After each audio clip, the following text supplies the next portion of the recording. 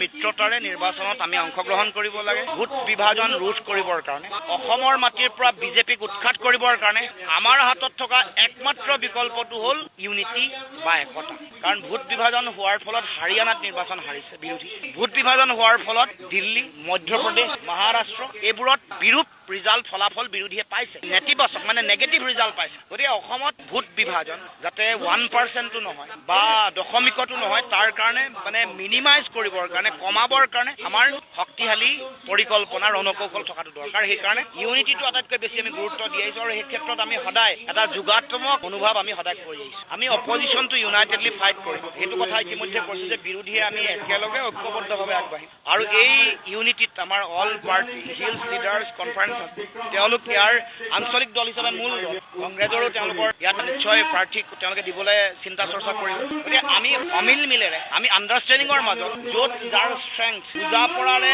জিকাটো মূল লক্ষ্য হিচাপে লৈ, কাৰণ উইনিবিলিটিটো আটাইতকৈ গুৰুত্বপূৰ্ণ কথা। গতিকে যিগৰাকী প্ৰাৰ্থী হ'ব তেওঁৰ উপযুক্ততা আৰু জনসমৰ্থন আৰু সংগঠন, এই সকলো ধৰণৰ কথা বতৰাবোৰ আমি কনচিডাৰ কৰি বিবেচনা কৰি আমি গোটেই কথাবোৰ সিদ্ধান্ত লৈ পৰৱৰ্তী দিনত আমি আগবাঢ়িম 26ৰ নিৰ্বাচন খেল। আমাৰ ক্ষুদ্ৰ ক্ষুদ্ৰ বহুত আঞ্চলিক শক্তি আছে আৰু অসমত বহুত জাতি জনগোষ্ঠী আছে। আমাৰ মূল মতটোৱে, অসম জাতীয় পৰিষদৰ মূল মতটোৱে হ'ল অসমত সকলো জাতি জনগোষ্ঠীক একত্ৰিত কৰি জাতীয়তাবাদৰ এটা আদৰ্শৰ পতাকাৰ তলত সকলোকে একত্ৰিত কৰি সকলোৰে নিজা নিজা আইডেণ্টিটি নিশ্চিতভাৱে থাকিব। কাৰ্বিসকলৰ থাকিব, মই আহোম, কিন্তু মই এটা মহাজাতি সত্তা অসমীয়াৰ অংগাংগী বুলি আমি ভাবোঁ। 600 বছৰ আহোম জাতি সত্তাই শাসন কৰাৰ পাছত মোৰ পৰিচয় দিল্লীত আহোম নহয়, মই অসমীয়া।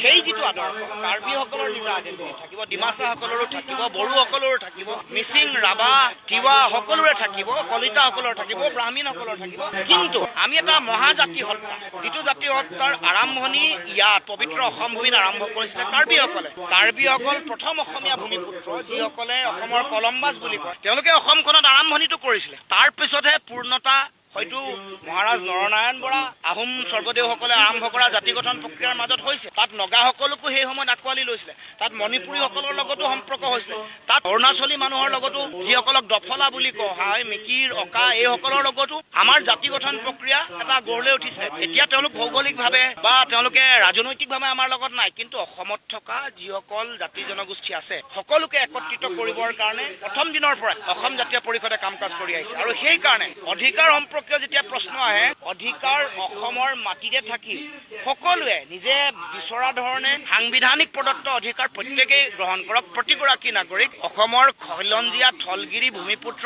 কোনো মানুহেই যাতে কেতিয়াও ক'তো যাতে শংকাত থাকিব নালাগে। সম উন্নয়ন, সম মৰ্যাদা আৰু সম অধিকাৰ, এইটো আমাৰ দলৰ মূল লক্ষ্য। সেইকাৰণে কোনো জাতি জনগোষ্ঠীয়ে ক'তো শংকা, ভয়, নিজৰ অধিকাৰ, নিজৰ পৰিচয়, নিজৰ ভাষা সংস্কৃতি হেৰুৱাৰ শংকা আৰু চিন্তাত যাতে কোনো নাথাকে, তাৰ কাৰণে আশ্বস্ত কৰিবলৈ, সমন্বয় দিবৰ কাৰণে আৰু জাতি জনগোষ্ঠীসমূহৰ অধিকাৰ যাতে তেওঁলোকে প্ৰকৃততে পায়, তাৰ কাৰণে যুঁজিব লাগে অসম জাতীয় পৰিষদৰ।